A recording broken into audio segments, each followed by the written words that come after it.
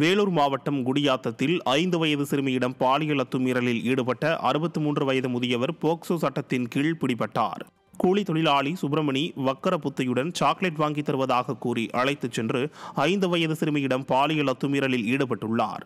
இதுகுறித்து பாதிக்கப்பட்ட சிறுமி பெற்றோரிடம் தெரிவித்ததை அடுத்து புகார் அளிக்கப்பட்டது. இதையடுத்து முதியவர் போக்சோ சட்டத்தின் கீழ் பிடிக்கப்பட்டார்.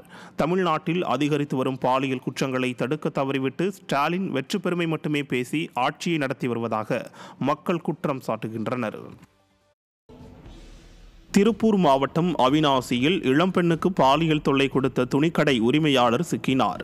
அவிநாசி திருப்பூர் சாலையில் சிவகாசியை சேர்ந்த செல்வபெருமாள் என்பவர் நடத்தி வந்த துணிக்கடையில் பணியாற்றி வந்த இளம்பெண்ணுக்கு அவர் பாலியல் தொல்லை கொடுத்துள்ளார். இது குறித்து பாதிக்கப்பட்ட பெண் கொடுத்த புகாரில் பெண் வன்கொடுமை உள்ளிட்ட 2 பிரிவுகளின் கீழ் செல்வபெருமாள் பிடிபட்டார். நிர்வாகத்திறனற்ற ஸ்டாலின் அரசு பெண்கள் மற்றும் குழந்தைகளுக்கு பாதுகாப்பளிக்க திறனற்ற அரசாக உள்ளதாக மக்கள் குற்றம் சாட்டுகின்றனர்.